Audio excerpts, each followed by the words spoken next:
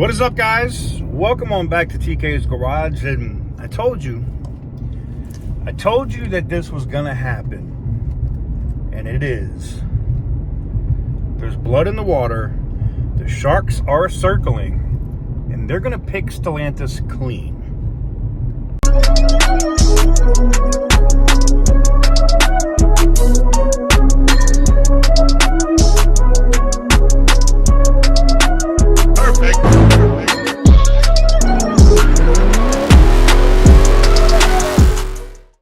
What is up, guys? Welcome on back to TK's Garage, and in today's video, this is a pretty simple video. We're talking about major hedge funds, investment groups, and others buying up all they can of Stellantis. Now, I know you're going to say, well, wait a minute. That doesn't make sense, TK. Their stock is going in the wrong direction. That's why they're buying. Now, I'll put it up here on the screen, but there's been a lot of SEC filings lately of hedge funds, investment groups, capital groups buying 6 million shares, $9 million worth of the stocks, $5 million worth of the stock. And it's going to accelerate after those third quarter earnings are posted. And the reason being is Stellantis is in very, very shaky financial trouble. Instead of them just doing what they should have done and opening Belvedere, right? They spent billions of dollars buying back stock, trying to prevent what's happening now. I think John Elkann is not stupid. I think Carlos Tavares is just, doing whatever Elkann tells him to do, right? Which is why I think when Tavares goes, they need to remove John Elkann as the chairman of the board. He can no longer lead this company into a profitable position, right? And I know you're going to say, well, TK, aren't they still profitable? Yes. They lost 40% last time, another 20%, and the third quarter earnings are about to drop, and they lost a lot of money. There's a reason why they're selling tangible assets, meaning the Arizona Proving Grounds, buildings, Brampton, property all over the place. They are cutting and running. The reason why they're cutting so much property is it's the fastest way that they can generate cash. There is another thing that they could do, which would show a lot of goodwill and get excitement behind the company again. And that's not waiting to 2026. It's fire Carlos Tavares now. Remove John Elkann as the chairman of the board. John Elkann's going to always be on the board, unless the SEC gets involved. But remove John Elkann from the chairman of the board, put somebody else in charge, as chairman, put somebody else in at CEO, somebody that knows how to manage these brands and do it the right way, or don't, and you're going to consistently see what we're seeing right now. You can see what's on the screen right now. It's another SEC filing from another hedge fund, another massive group buying $9 million worth of Stellantis stock. Every time, and I know you guys probably are wondering, why does the stock go up 2% the day after negative news? Why do you think? They wait for it to hit the bottom of where it's going to be that day, and then they put in an order for $9 million worth of shares. Over and over and over again. This is one of the main reasons that I wish, I'm not saying this. This is what he said. Frank B. Rhodes has said he has billions of dollars of investment behind him.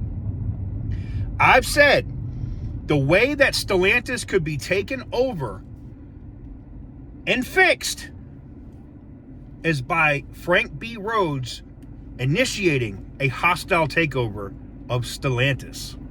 Now, that's no easy feat. It's not something that's simple and it's just going to be done.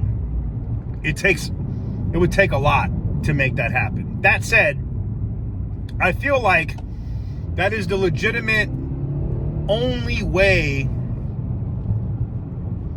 to get this done, because I don't think, it depends. If enough of these investment groups are investing millions upon millions upon millions of dollars in and buying up these shares, there are methods that you can do with the SEC to cause a problem for Stellantis. Enough where you can grind the business to a halt and they have to make a decision on if it's worth them fighting or dealing with it, or just give those other people that have all the capital behind them what they want. And what they want is, they want to rip up the assets or the valuable stuff that Stellantis has. That's why I put in the title Corporate Raiders, because it's actual corporate raiders that are coming in now and buying up all the available shares of Stellantis. It's not an accident that this has happened. They're not buying it because they go, this looks like it's a great deal right now. GM is a great deal at their current stock price. Stellantis is not. Stellantis is a $7 a share company right now. Highly overvalued right now. And when their third quarter earnings hit, I don't think they're going to go to $7. I think they'll probably be at like $10.50, $11, somewhere in that range. But when these guys start getting involved, when these guys start getting interested, and there's blood in the water, it's over. Stellantis knows it now. Now they're panicking. Now they have the doghouse measures instituted. They're turning down. They're not paying suppliers again. They're late paying suppliers again.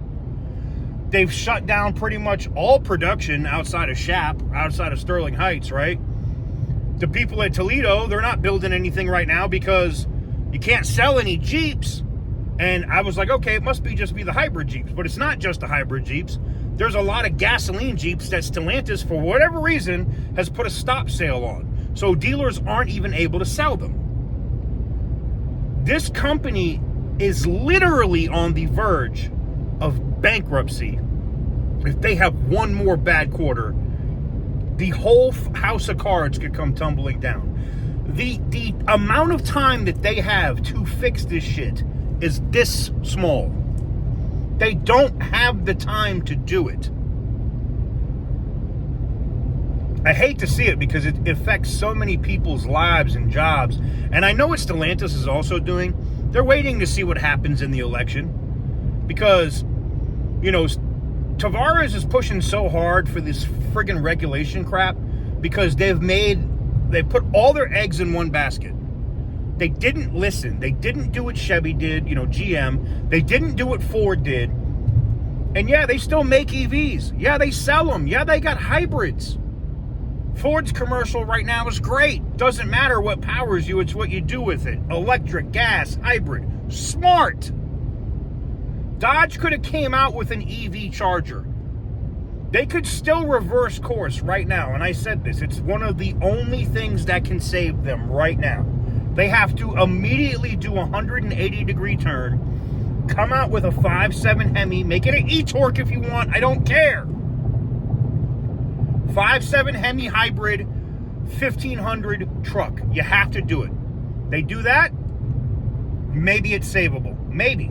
Not just that, though. I know Brampton has been closed and they've moved out. You could spool up a old school, and I say old school, but a classic 2023 Dodge Charger that you only put the 5.7 e-torque in and have a V8 Charger option and call it the Charger Classic. You could do it. And just doing that, firing that rotten ass CEO, even if you don't remove John Elkann as chairman, if you did those things, your stock price would be at almost $20 tomorrow. Guaranteed.